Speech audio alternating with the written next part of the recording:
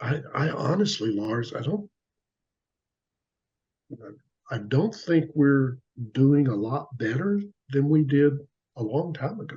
The Neurofeed podcast. How is our understanding of the intersection of therapy, neuroscience, and technology transforming lives? Our guest today is Dr. Ed Hamlin. Ed is clinical director of the Institute for Applied Neuroscience in Asheville, North Carolina. A psychologist with extensive experience in neurofeedback and applied psychophysiology, he currently holds adjunct faculty positions at Western Carolina University and the University of North Carolina Medical Center.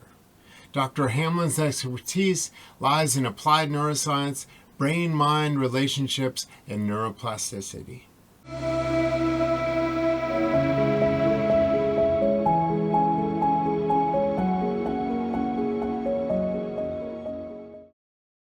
So maybe we could just start with, you've told this story about eager clinicians are going to know this story, but if you could just give the background of like, how did you even start hearing about this, about neurofeedback, and how did you end up in this, doing this work? Yeah, yeah. My I stumbled across neurofeedback through studying Elmer Green's work and what Elmer Green was doing. And this was back in the 70s. And so there really wasn't much buzz out there about neurofeedback. It was pretty much though at the same time that 𝘁𝗂𝗄𝗄𝗃𝗃's article was in Psychology Today at that time. So that was a further. I saw that article about it, but I really didn't know much about it, and there weren't many places to go to find out anything about it. Um, but I had our university, the university where I was then, someone had donated a polygraph machine that had an EEG machine attached to it. And through reading Elmer Green's work, about studying meditators and what was different in their brain waves and things like that, and then 𝘁𝗂𝗄𝗃's work about alpha activity and the utility of alpha activity, I started hooking myself up to the EEG machine, and it wasn't a biofeedback machine. It was just an EEG machine, and it literally printed the EEG on paper. So it was printing out the EEG on paper. And alpha was the thing that, even not knowing any more about the EEG than I knew about it at the time, alpha was the one thing that was easily visually identifiable. And and so essentially that's what everyone was doing, because no one really had a neurofeedback machine. 𝘁𝗂𝗄𝗃 was using an EEG machine to do his work, and Elmer was using an EEG machine to do his work. But they were looking at things that were visually identifiable, so that it wasn't, we didn't even have personal computers then to do that for us. And the computer time was hard to come by unless you were very lucky. So we were using this, so what I was doing is I hooked myself up first, and then started hooking up friends and colleagues and things, and watching it. And when the idea was to see if they could learn to increase their percent time in alpha, not so much the amplitude, because we weren't measuring the amplitude. You could, but with a ruler or something, but the percent of time that they were producing these visible alpha waves. And so they would be in a comfortable chair in a not dark room, but darkened room, right? Dimmed the lights, and they had their eyes closed.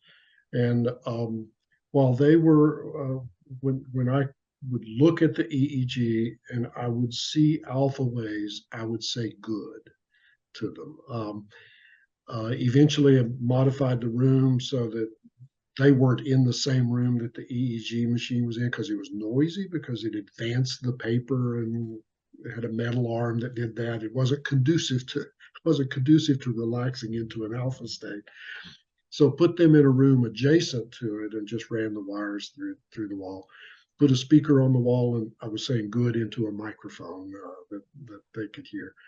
And as crude as all of that was, and dependent upon me paying attention and looking at the EEG and saying good, people learned to increase the percent of time during a defined time period that they spent in alpha. It was kind of amazing to me. And so that really started my fascination. It was pretty much exclusively focused on alpha frequency. That was what we thought at the time was different about meditators' EEG and things. And That was going and to be so my question about it was, what did you, obviously you have a different idea of where alpha fits in the whole constellation of brainwaves. What were you thinking at the time when you were asking people to make more alpha? what was I thinking at the time? What would, like, why alpha? Speeding up the ability to get the benefits of meditation. We we're Americans. We don't want to wait. We don't want to wait 10 years for the benefits of something like that. And if this was an identifiable marker for people who had practice at meditation and things like that, if we can isolate that and identify, just train that. And that was my thinking at the time. Yeah, so it really was just the idea, and in many ways, Lars, that thinking hasn't changed a whole lot. Oh, okay. It's expanded Yeah. beyond it, but it really hasn't changed a whole lot. I don't think I don't think of alpha or any other brainwave state as a thing.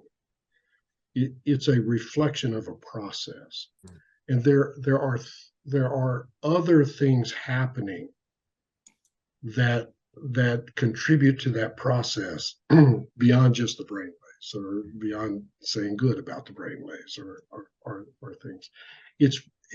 There is a mental state that's associated with when your brain is producing those.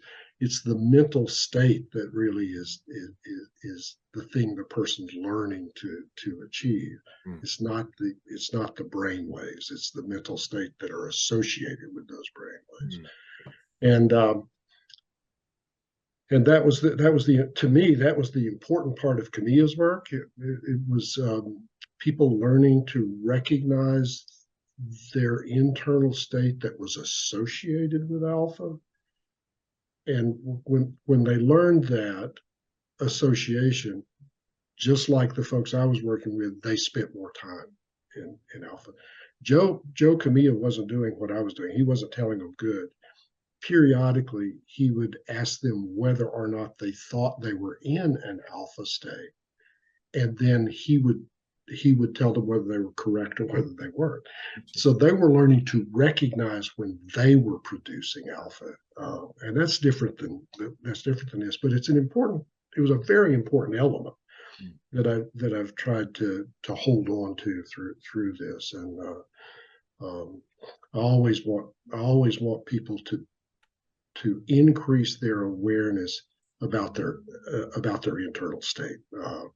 And neurofeedback has been by far the best vehicle that I've ever found for doing that. I think we do that in therapy. We may not be consciously aware that's just what we're doing in therapy when we're working with clients. This just makes it more tangible, makes it more concrete in a way. And so that was kind of when the light bulb went off in my head, in a way that has never flickered or turned off. That light bulb that was there. So I spent a very long time just training people with alpha, even when neurofeedback equipment came out. It was still not PC based. It was freestanding piece of equipment. But even then, I spent a good 15 years just training alpha up, and And then I realized I probably had reached the limits of what I could do just reading things and playing around with things and trying them out with people and stuff, and sought out training at that point, and came across Sue and Siegfried Hoffmer and Barry Sterman, and that then the world of neurofeedback really opened up much more than I had thought about for all the time I'd been involved. And were you, when you first started, it was something you were interested in, right? This was not a clinical therapeutic modality, or No, were you already in the mental health field? Were you working as a not psychologist? yes, yes, I was, but I wasn't actually I wasn't pairing I wasn't pairing those things. Yeah. I did eventually, but at first these were kind of parallel tracks. I was interested in um, meditation, consciousness, those sorts of things that we weren't talking about in psychology at that time. Um, um, Behaviorism had taken over psychology by then. Um, and so I thought of these as kind of parallel tracks. The thing that I did do with the alpha training is I wondered if it had applications, but again, not thinking of it in terms of the mental states associated with it, but the relaxation necessary for the mental states. And so recruited people that had headaches to come to the clinic and do with them what I was doing with friends. And so these were students, occasional faculty person that would come that had frequent headaches, and we'd keep a baseline diary of how frequently they had headaches and their intensity, and then train them to increase their alpha. And there was a substantial reduction in frequency of headaches and intensity of headaches from the people who were doing that. The people whose headaches were migraine headaches didn't respond as well as the people with tension headaches.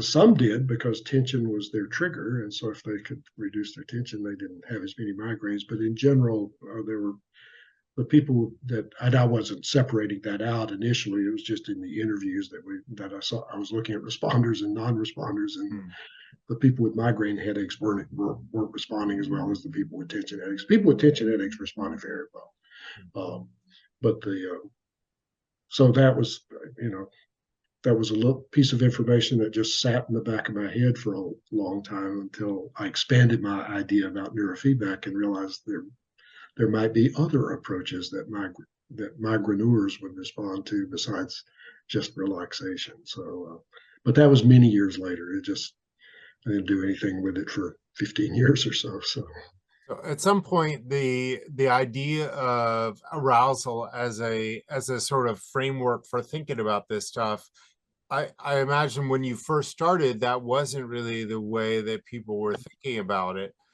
Can you talk a little bit about how it developed and how how people started thinking about arousal as something critical? I think that other people were. I think some of the other foundational people in neurofeedback that were really studying it and developing it. I think they were. I think they were thinking about arousal as fundamental and saw arousal as a continuum, and that was really I think a foundational piece for where Barry and Joel Lubar at that time, and other people, Barry Sterman and Joel Lubar and other people. I think they were thinking about that. Barry Sterman's original work was in sleep, and so he was thinking about sleep as one end of a arousal continuum, and that really shaped his thinking about this to a large degree. And that to me is still our foundation. I think most of the results that we get, and when I say we, I mean even people who aren't working from that model, but because of of things involved in the training itself, I think still that explains most of the results that we get. I think people who learn to regulate their arousal from schizophrenia to peak performance, they function better if they are better able to regulate their arousal. And again, much as I said before, we do that. That's what we're trying to do with our clients, again, across that whole spectrum, whether we're working with peak performance or people looking to optimize functioning or people who are really having serious struggles in their life. One of the things we do as clinicians is we do it by modeling. We teach people to diaphragmatically breathe. We teach people all kinds of things to be able to better regulate their arousal. I just haven't found anything as effective as neurofeedback for doing that. And so if that's one of my targets, making it explicit instead of just implicit, I think really the client gets the idea, and now we can both be focused on that. And when they get better at doing that, the other problems that they came in to the office, they didn't come in for arousal. That's not what they call it. But whatever they did come in for begins to improve. And so this is the thing that I hope we don't lose sight of. We got really fascinated with the brain technology that came along with PET scans and fMRIs and things like that. And I certainly did. I was working in a medical center by then, and so that technology was exotically fascinating for me to be able to look at those things.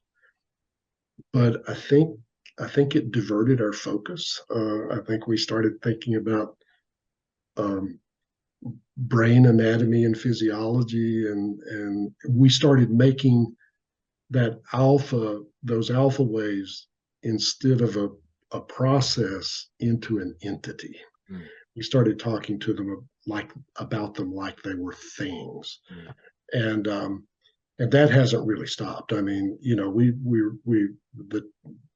the technology's been amazing. The technology's absolutely been amazing, including ours now, that we don't have to have freestanding things. We have PC-based things that we can do so many things with, almost too many. I've told the story. The first time I went into a Baskin and Robbins, I left without ice cream. So I was overwhelmed by the number of choices. I couldn't choose between the mint chocolate chip and the fresh peach, and I ended up walking out without ice cream. We're confronted with even more choices than Baskin and Robbins had about how we do things, but they're generally based on anatomical targets in the brain and those kinds of things. And it's not that I read that stuff all the time. I read that all the time, but we really aren't at the level of being able to target those things. And the thing that I've discovered doing pre-post quantitative EEGs is that when someone can better regulate their arousal, all of those things improve. All the connectivity thing, the dynamics of operation, the amygdala begins to quieten down, even though I can't get a sensor at all close to the amygdala, and your physiology is going to work at a better level if you can regulate your arousal. So, and then the other piece of it is that we don't really know how the brain operates. I mean, it is just way too complicated for our evolutionary ability to conceptualize something of that kind of complexity. But the thing I do know about it is it's a system. It's not a collection of parts. It's not a collection of different anatomical structures. It's a system, and it functions as a system. And that system will work better when it's in the most appropriate state of arousal for what you're trying to achieve at that time. If you're trying to go to sleep, you need a different state of arousal than if you're reading something challenging and complicated, or if you're watching a sunset from your deck, or all those things have different optimal states of arousal. Mm-hmm. And your ability to flexibly move between those states is what's key. So is your arousal consistent with what it is you're trying to accomplish at that time? And system theory says the outcome is what organizes the system. So you get top down, you get bottom up, you get all these different things, but it's the system regulating itself. And so if the amygdala is overactivated in order to get to a lower state of arousal, the brain's going to use whatever mechanisms that are available to it to quieten down the amygdala. And it's not necessarily something we can target from out on the scalp very well. Yeah, interesting. It's interesting to hear. So similar with when you're talking about the specific and sort of simplified versions of sites and networks and so on. It just reminds me of phrenology and that whole weird, you know what I mean? Like this, and what strikes me is that there is this human impulse to simplify things, and I'm uncomfortable with ambiguity in general, because how do you make a decision when as you say, it's complicated? So I guess in some ways, like and I wonder, what you were talking about Barry Sterman, I wonder, was this part, I'm curious a little bit, maybe this is a different topic, but I wonder if part of the way that you got to know Barry had to do with this, because I remember him complaining once. You tell the story that he complained, the trouble with neurofeedback is everything we do works, right? So was he hip to this ambiguity and how this was really the challenging piece of this thing? No, not at all. Not at all. I had the great fortune to have many lengthy one-on-one conversations with Barry, several of which devolved into arguments, but because of that very thing. Barry was proud of being a materialist reductionist. So he really did think you could reduce these rather complex. He wasn't a systems theory thinking person. He was a person who felt like you could reduce these things to their constituent parts, and learn to understand and control those things. And so that was our till his passing. That was our primary disagreement about this. And yet I learned so much from him. I have great affection and tremendous gratitude, because I learned so much from him about the bottom-up approach. But I didn't make any headway at all in including the top-down approach in his way of viewing this. And he certainly would have agreed with me that what we're seeing on the scalp is a reflection of things that are going on deep in the brain. We can't measure those things directly from the scalp, but the deep structures in the brain, the deep activities in the brain are reflected in those things. We just don't know. We don't know exactly how. We can't tease that out. And certainly he knew that, and you could see that from teaching diagrams that he used, and things like that. But he just thought it was a limitation of he didn't think of it in a systemic way. He thought of it as a limitation of our ability to access those deeper structures. And if we could drill and put a sensor in there, as he did in some circumstances, then we would be able to do it. But the deep brain implant work kind of suggests we may not be able to do that as directly as we think we do. It's not like changing it's not like changing a spark plug in a car engine. Right. The system the thing about systems theory is you can't always predict what you can't always predict. You do it and then you see what happens, and that seems akin to what we do.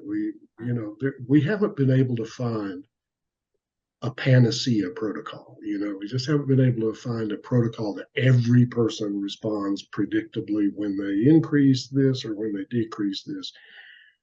I mention a lot of times we work in a field that there's published work showing improvement in anxiety from increasing alpha activity and from decreasing alpha activity. We published work showing improvements in anxiety from doing the opposite things.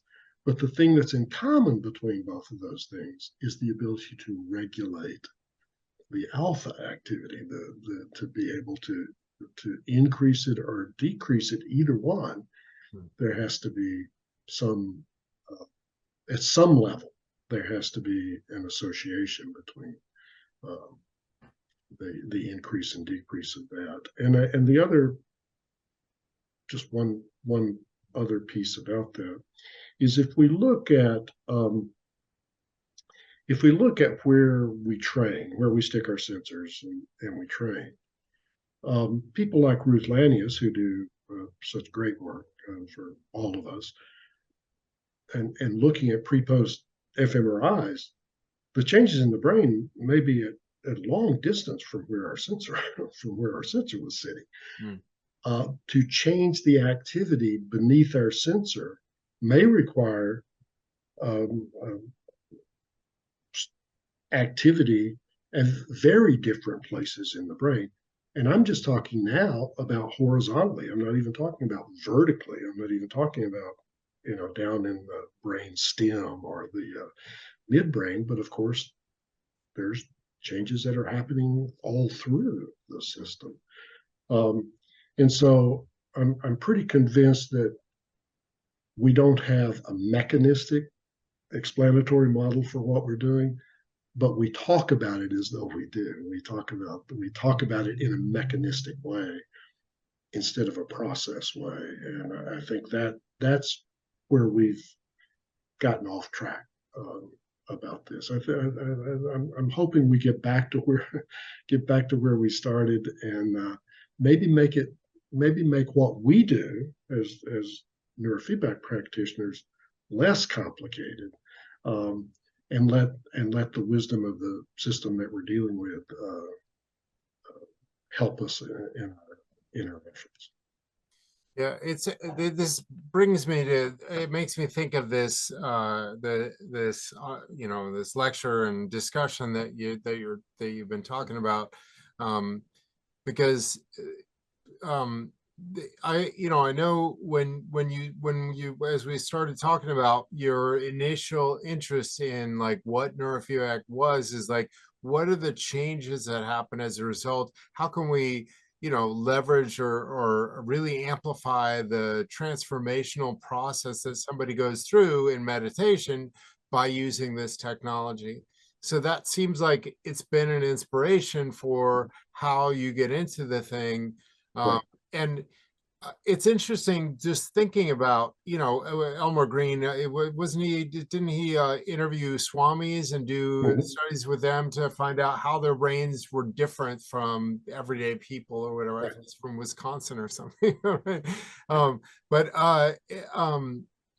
It's interesting, my understanding of like how that meditative, what it's like to become a Buddhist monk, for example, is it is very much this process of simplifying they talk about the simple mind or whatever, but it's this process rather than this pill or this, this instant change or whatever. I wonder if you can talk about how that, inspired you originally, and what has brought you, why now? Why is it important for people to be thinking about this now?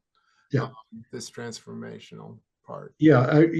Part of the why I feel a certain urgency now, because I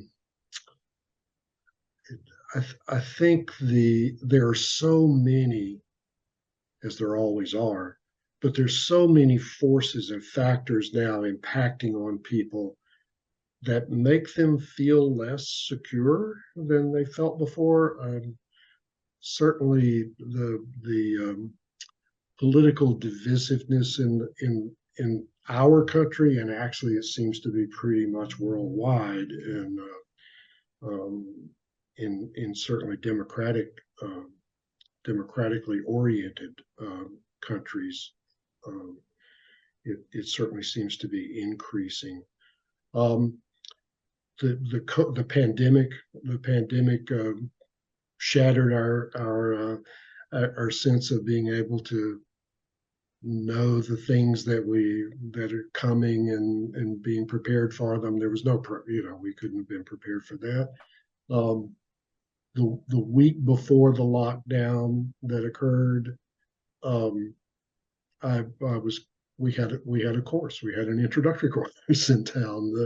The week before, there were people in the introductory course that couldn't go straight back home because we had some people who were from outside the country, and they couldn't get back in their country. That happened during the time the course was going on, and we certainly, if we had known that was going to happen, we would have postponed the course, but we didn't know that, and so we were doing those kinds of things. Children, you're seeing rates of anxiety and depression at levels in children and adolescents that have never existed before. Suicide rates are going up. It feels to me there's an urgency about this, or we're going to lose. I started to say a generation, but maybe multiple generations of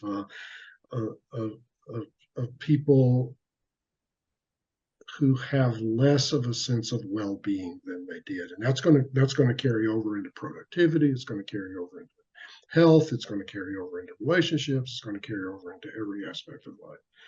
So I feel like there's an urgency about this, and at the same time, there's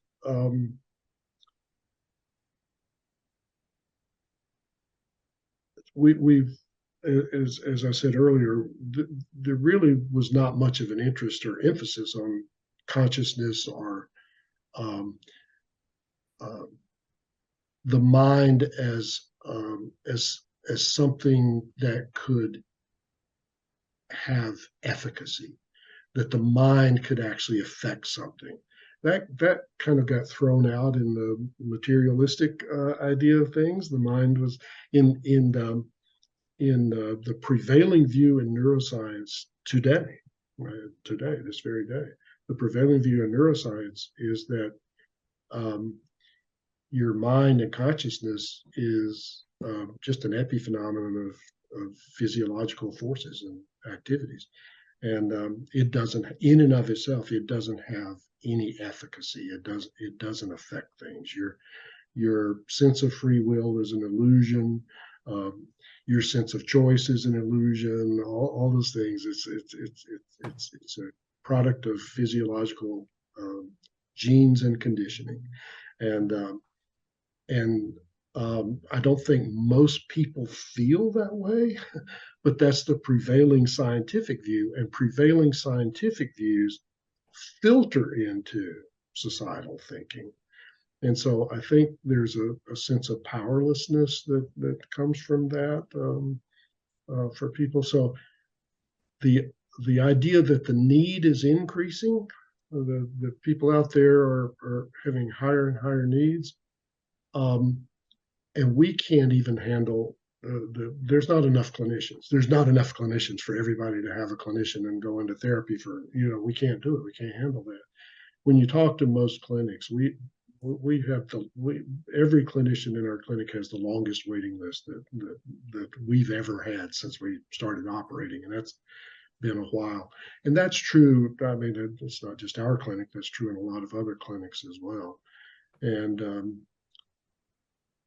I think we have to think about modifying our approach in order to be able to meet the need better.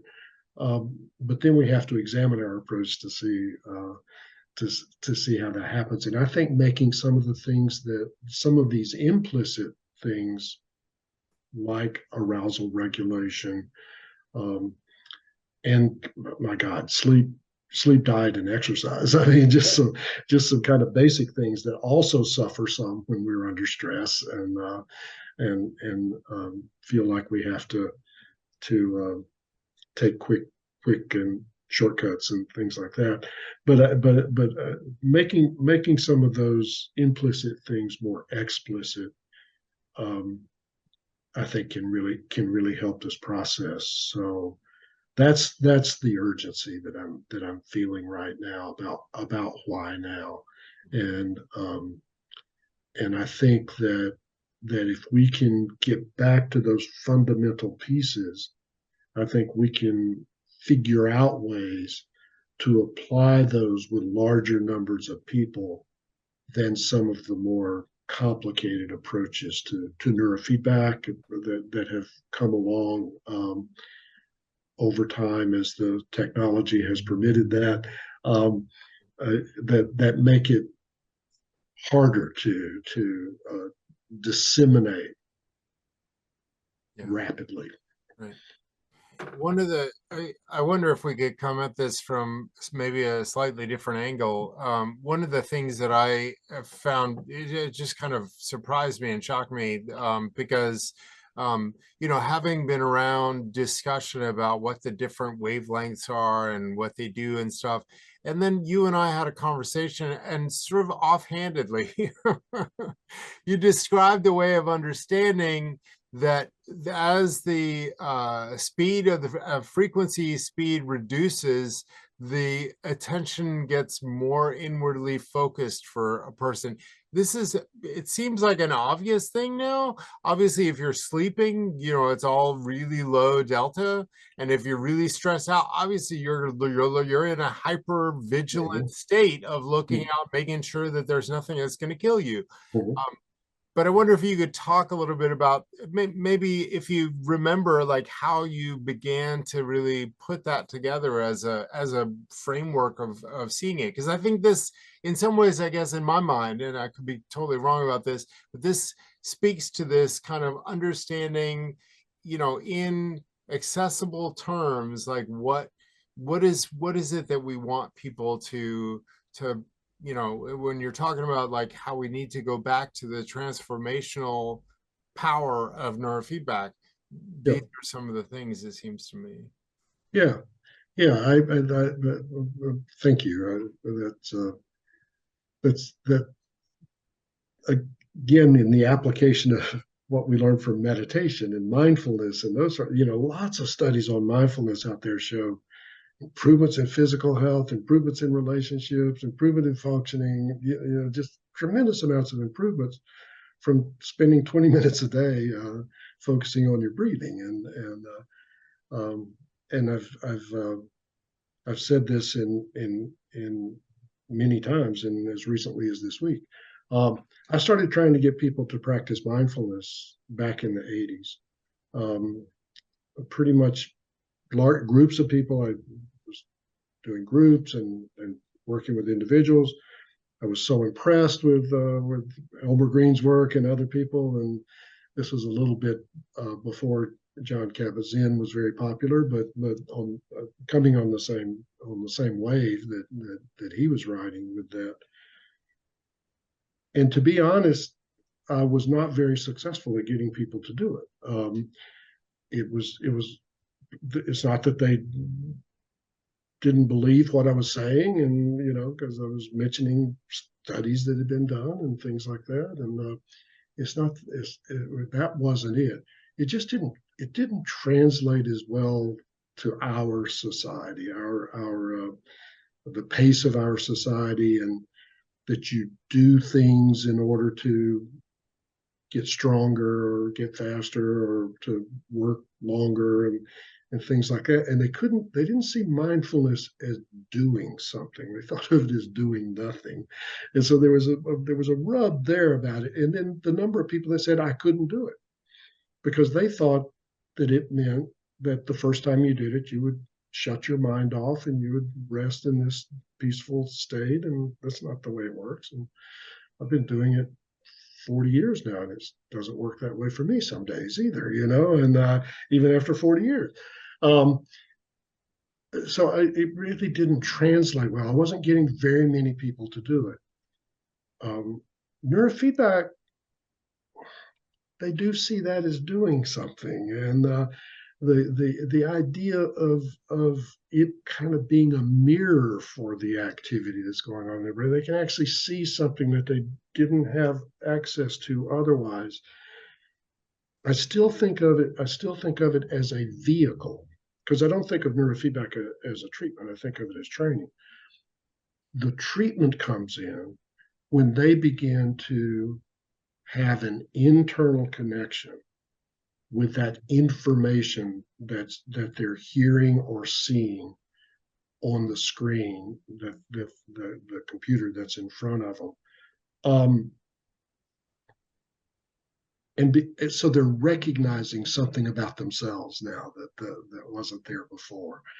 And I always ask people when they're training, you get to a rest period or you get to the end of the session, what did you notice? And I want them to start noticing things. And there's a level.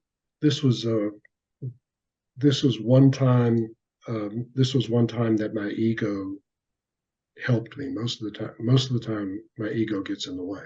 But this was one time my ego helped me. I was giving a talk, and John Kabat-Zinn was there and giving a talk, and we had been at other places where we'd both been giving talks before, and so we were talking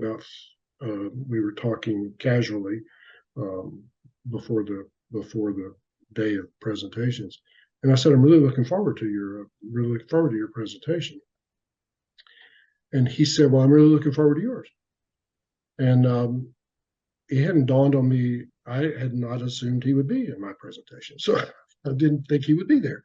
And then I was thinking about my presentation. I thought there's really nothing in my presentation that's going to be news or impactful for him in any way at all. And so that night I changed my presentation to put something in to hopefully to impress John Kabat-Zinn. But really, that was my true wish. But really, just maybe something that might be useful, to his thinking. And I realized that we can measure presence, and it's reflected in this brainwave activity. And it's very much like you said. If you're in a very low state of arousal, you're not really present in your environment. You're somewhere else, you're in a hypnagogic state if it's low theta activity, asleep if it's delta activity. And if you're in a very high state of arousal, you're not very present in your environment because you're trying to look beyond your environment to see what might be coming, what might be about to befall you.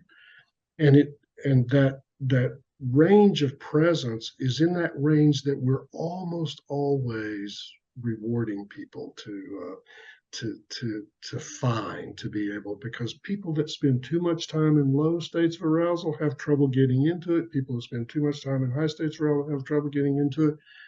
We're training them to be able to get into it, but the therapy is then them being able to take that out of the training room and out into their daily lives. Mm-hmm. And so presence is that area between the alpha activity, the low beta activity, and the mid beta activity. You're quite present when you're doing that. the lens for your present is different. So as in the alpha, the lens is pretty open. You're taking in a lot of things.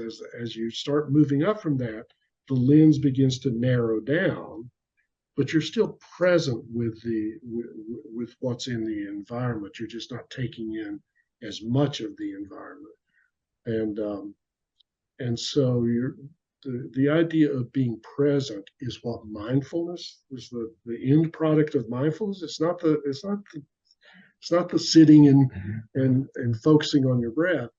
It's being present with your breath that you're practicing while you're doing that. That then you can take outside your meditation practice that's being there.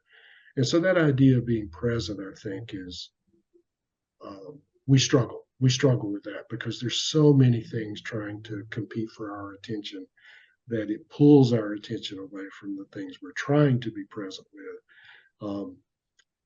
It's you'll be sitting with 4 or 5 people around a relatively small table having a conversation, and someone's phone goes off and everyone reaches for their pocket. It wasn't even your phone, but you heard the phone and they all sound alike, and you reach for your pocket, and if part of your attention is diverted to your phone, it's not on the people that you're sitting there with and having a conversation. And it may just be an announcement that you haven't taken an Uber for a while, and they're trying to get you to order food or get back on the road or something like that. It wasn't even related to anything that was going on. There are so many challenges about it. That this idea of we have this great tool that people can really learn to be more present and learn what it feels like when they are present. And that's the thing that I think we have.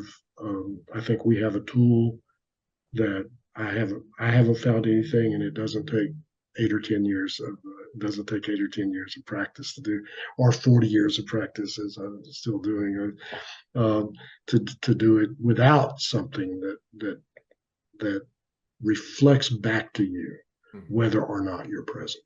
Yeah. It's one interesting part of this. I know that for many EEGer clinicians, there's a sense that unlike sort of other approaches to neurofeedback, which really kind of see it as a treatment, and you're going to go in and get this session and so on, for this, just the attachment bond, the kind of relational aspect of this thing. And it occurs to me as I'm hearing you, like in some ways, like that is the going back millennia. Like we've had neurofeedback in the way that we interact with each other. Right. So Right. in some ways, that's kind of what I wonder if you could talk a little bit about how, like in your clinical practice, like how does that, what are some of the challenges? Always when I'm asking these kinds of questions, I would like to pass along the things that can be useful for other clinicians. So maybe in your mentoring with people, what are some of the things that you feel like, what are people missing when you talk with them about doing the neurofeedback and therapy process? I really try to emphasize in introductory courses, intermediate courses, advanced courses, and in mentoring people, that in most cases, this is not a treatment. There are aspects of it that I think are very therapeutic. I really do think they're therapeutic, and without getting deeply into physics, the idea of putting information into a complex adaptive system can affect the system. It can, just putting the information back in But for the information to go in, the person has to be present. The person has to be present with the information. And so to me, most of the time that I'm spending with people, we're looking at with when I'm mentoring, we're looking at the trend line, which is one of the most beautiful aspects of EEGer, is being able to look at multiple sessions, how people have done across multiple sessions on the review screen.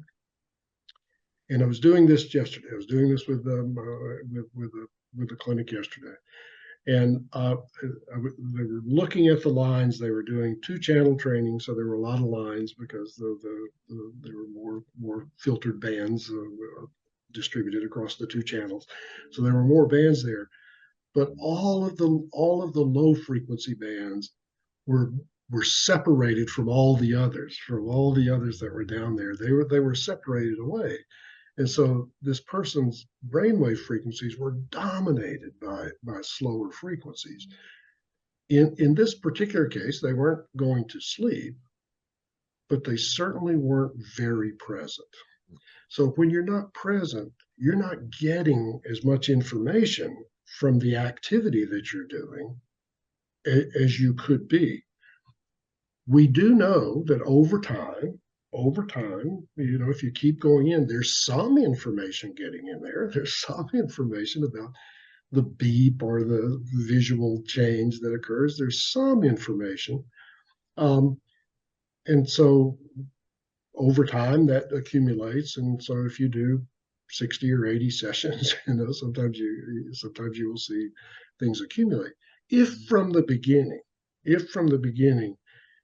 you know that presence is what we're attempting to achieve from this, you can actually begin to focus the person on, again, using our neurofeedback as the vehicle.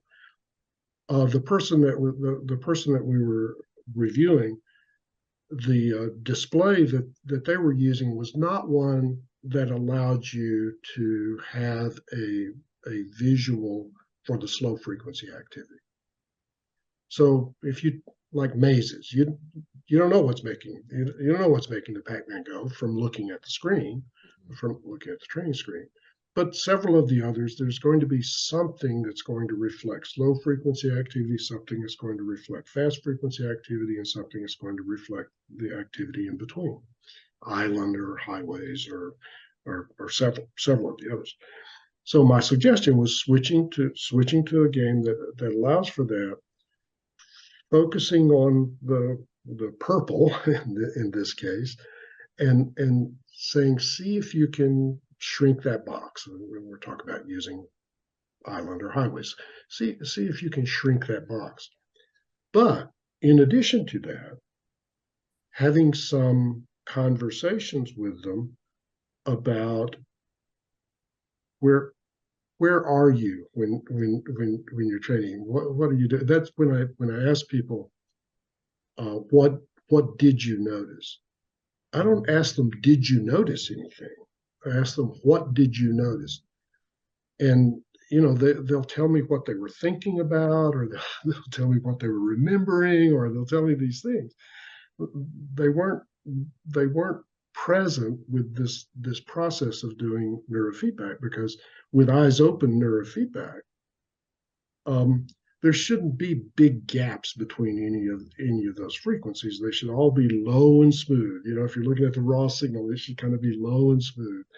And if there are those big gaps there, it's because they're really thinking about things other. Their mental focus is on something other than what they're doing. And so you can get that thing that might take 60 to 80 sessions down more to about 20 to 30 sessions. You may cut it in half if you actually make that connection. So there's too much of a tendency that we convey sometimes, that we as providers convey, that this is what you need to do to feel better. You need to come in and do. And so the person comes in, they're checking the box. They're checking the box. I did neurofeedback today. They're checking that box, and um, because they sat there in the chair and sat there for 30 minutes and left. And so they did their, and people do the same thing. People do the same thing with meditation. People do that. They put the time in, they check the box, and so they did it. And then they wonder why nothing's changing. Um, but but they were really sitting there daydreaming, re-experiencing something that occurred in their past, or worrying about what you're how you're judging them about how they're doing.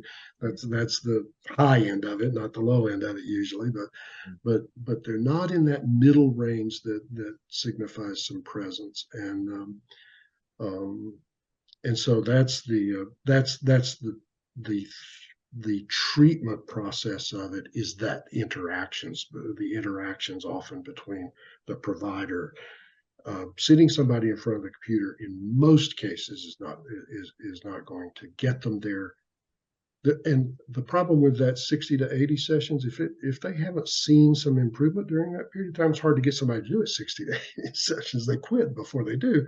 And then they go out and they tell their primary care physician, or they tell friends, I tried that neurofeedback and it didn't do anything. If it didn't do anything, it was because they didn't do anything. Because as Barry said, everything we do works.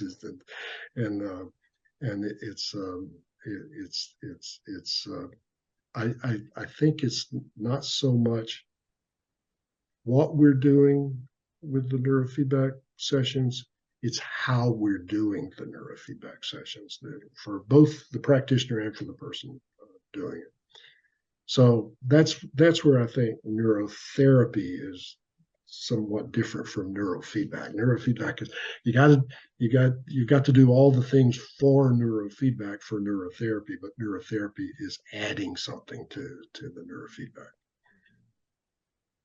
I had a question about titling, because when you did this series a while back, I think the title was the Neurotherapy Gospel Hour.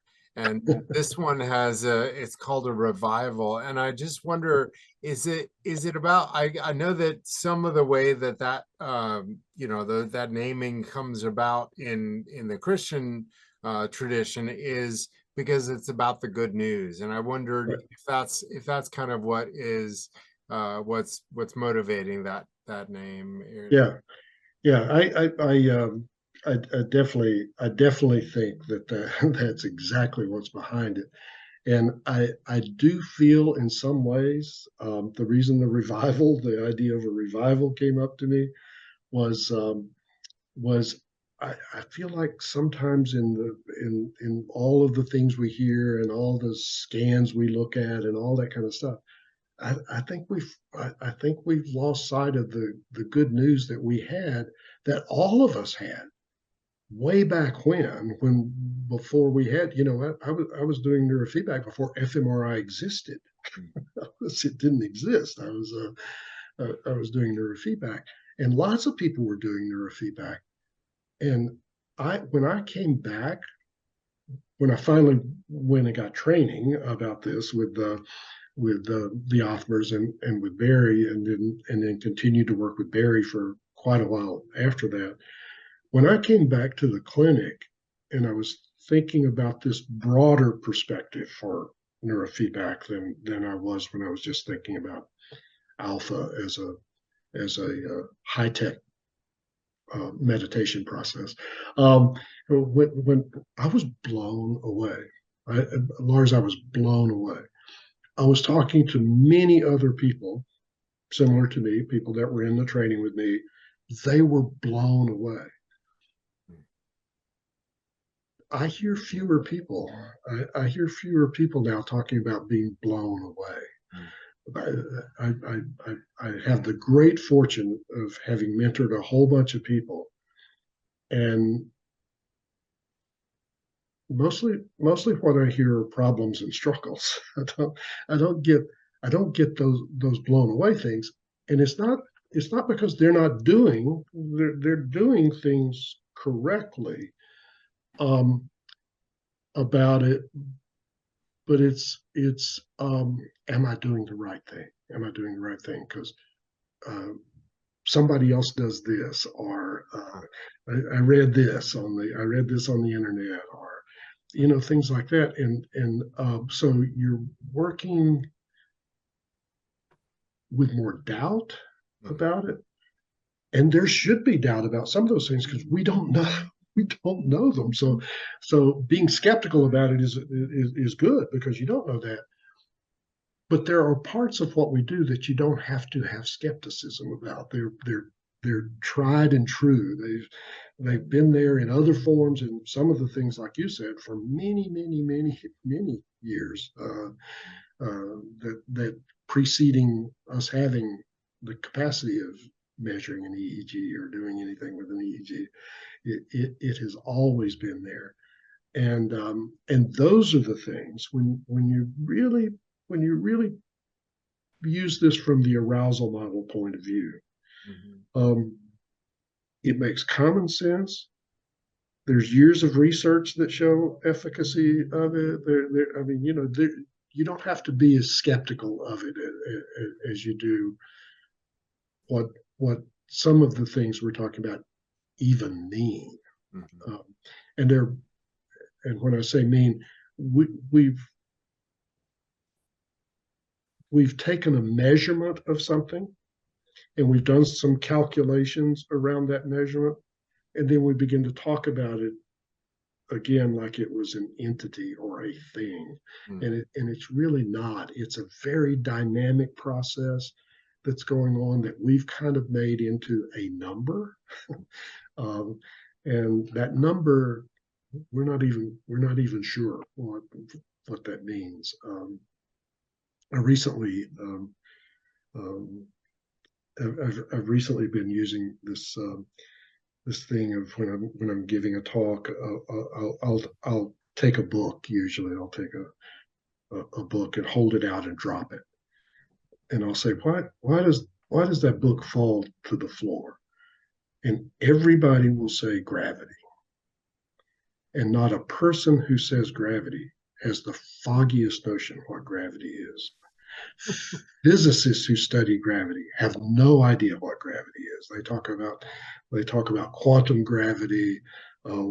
Einstein talked about warping the space-time continuum. Try to picture that in your head. So we get a label. We get a label for something and think we know and understand it. And I try very hard to understand all of those things and look at the math and see how they were calculated and all of that kind of stuff. And it's not that I ignore it, but it isn't terribly useful for me when I'm working with somebody, because it's a small part of a very large process, whatever it is, whatever that thing is, whether we call it coherence or co-modulation or phase lag or whatever we call it, we don't really know. Really know what it's reflecting. So I think the average clinician can be a fantastic neurotherapist, and I think it's incorporating the neurofeedback, not just adding it to what they're already doing, but incorporating the neurofeedback into what they're doing. And then it to me was like putting a supercharger onto the therapy process, and that's what I'm hoping we can get back to. Yeah, this is great.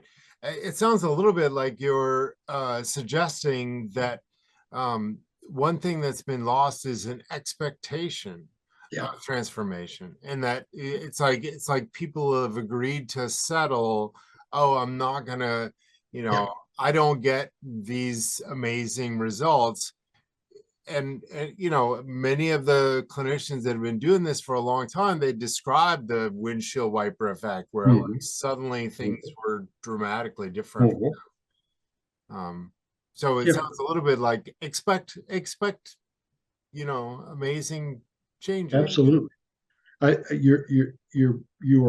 You are much more likely to find what you're looking for if you know what the thing you're looking for looks like. Mm. So a lot of medicine now, and it really translated into mental health, not out of physical health and into mental health, was about symptom management, not transforming what was causing the symptoms to be there in the first place, but it really got to be symptom management. I know that I was discouraged in my graduate training to ever use the word cure in any sense of the word. But if we think about what we're trying to do, I don't think we have to shy away from that term, because I think curing and transformation, those kinds of things are similar. And it certainly appears, I can't speak for whales and dolphins and elephants, but it certainly appears that human beings have the ability to have greater impact on their functioning. We appear to have a very high number of degrees of freedom. We're less programmed than any other creature. Lots of things in our brain, evolution shaped them to be adaptable and flexible. Not infinitely, but much more largely. And so we are less driven by instincts in terms of the totality of capacities than anything else we know of, anything else we know. And that appears to be the things, if you look at, I'm a firm believer in evolution, in a broad sense, a broader sense than just biological evolution. But chimpanzees are our closest relative, that we share a great deal of our genetic content and things like that, have changed very little in the past 2 million years. Chimpanzees today live except for the impact that human beings have had on their environment, but not the impact they've had on their environment, the impact we've had on their environment. Very similar. 2 million years ago, they would look very similar. If you could time travel, you could drop one in, they'd probably be perfectly adapted. Human beings have changed immensely in the last 5,000 years. If you time traveled a human being backwards or forwards during that period of time, either would struggle, either the one coming forward or the one going back. There is something there was an emergent capacity that showed up in human beings that apparently hasn't shown up in any other creature yet. So we can impact. We are co-creators in our evolution, for better and for worse. For better and for worse, we're co-creators in it. And I think we have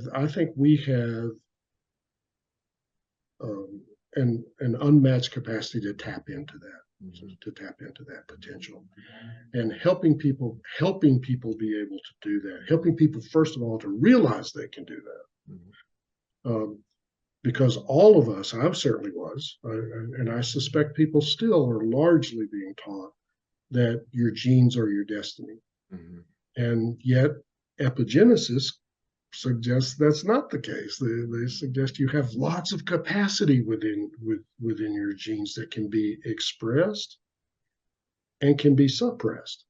And what you do makes a difference in terms of those things. And so when you talk about good news, I think the good news is really what's possible.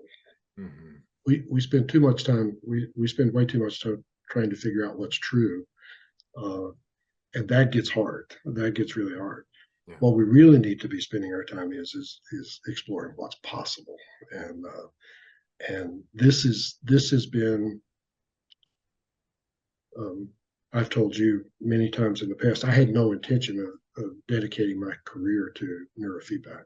I had no intention of doing that. It was going to be one of the many things that I dabbled in. And I think it's hard to be really good at neurofeedback if you just dabble in it. If it's a side interest, it's when you incorporate the process of it into the other things you're doing, and that's what happened to me. Is it got incorporated into how I think about the brain mind consciousness interface, how I work with people, looking for ways to be more effective with that. It really kind of took over the whole aspect of it. I think neurofeedback is the reason.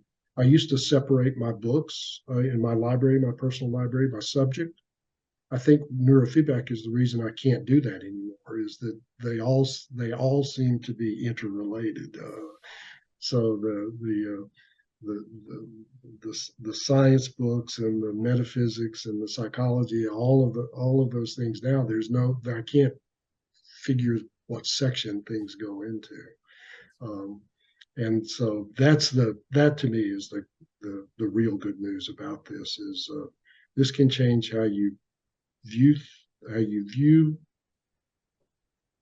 your world, your family's world, your community's world, your client's world. This can really change how you do that, and making people have an experience of being more of an agent in their lives.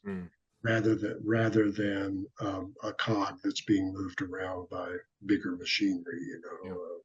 So yeah, that's great. Still exciting to me. Yeah, that's awesome. Yeah, so the transformation towards empowerment, self-empowerment, really. Yeah, that's great. I was talking to a colleague yesterday about someone I worked with years ago, and when he introduced himself to me, and I introduced myself to him, and he was introduced himself to me. We shook hands, and it was like his hand was like a dead fish. I mean, it was so limp, and everything about him was that way. And as I got to know him, one of the things that I learned is he just felt like he had no ability. His childhood was not good. His adolescent life was not good. His adult life was not good, and it was because of all of these things, all of these other people and other circumstances and things like that. I just don't think he felt like he had any self-efficacy at all. When we started doing, I talked to him about this, gave him my introduction to neurofeedback and working with him, and so we were doing neurofeedback with his therapy. And when we first started doing neurofeedback,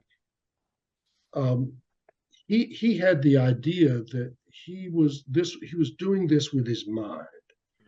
And so he was gripping the arms of the chair and leaning forward and staring at the screen. And I let him. I let him do that. And I wanted him to have the sense that he had the ability to affect things. And here he was affecting this feedback. So I had to open up his fast frequency inhibit, because the muscle tension for him doing that, for him to get the experience of it. But then he began to develop the idea that he could use his mind to affect change. And then I started adding back in the high frequency inhibit and talking to him about this. This is the difference between willpower and intention, and that this was an intentional process and not one that he had to do by will. So it was what he needed to do this. So this was bringing this into his therapy, not me, doing neurofeedback the way I teach people to do neurofeedback, and apart from his therapy. This was part of his therapy, is letting him have that experience of I don't even remember which display it was at the time, but what it was of being able to affect something outside of himself, because he saw it outside of himself, and it was really useful. And so once we did that, I was not the first therapist he had seen. He had seen a lot of therapists for long periods of time, and he still didn't feel like he could affect anything in his life. And so the neurofeedback, adding the neurofeedback into his therapy, because I don't think my therapeutic insights were vastly different from any other therapist he saw. He had never seen a therapist that used neurofeedback. That was the thing that made the difference. Interesting. Yeah. That strikes me such that level of sort of collapsed immobility. I think that's what Dr. Corrigan calls it, that the person must be in such a chronic state of threat, like really like the world is just so dangerous. I can't move at all. Yeah. I can't do anything. Yeah. Yeah. It's it's evolutionary history is playing dead. Yeah. Right. Playing death. And there were situations that the animal survived because of having that ability. Right. Worked. As you learn from roadkill, it doesn't work particularly well for defending yourself against an automobile, but but some of that stuff doesn't translate well. For some of that brainstem stuff in particular doesn't translate well. To the modern world. Yeah. Well, thank you so much for taking the time to talk to me today. This has been always a pleasure, Lars. Always a pleasure. Thanks for watching. If you found something helpful, use the like and subscribe. It helps us with YouTube algorithm and lets us know we're on the right track.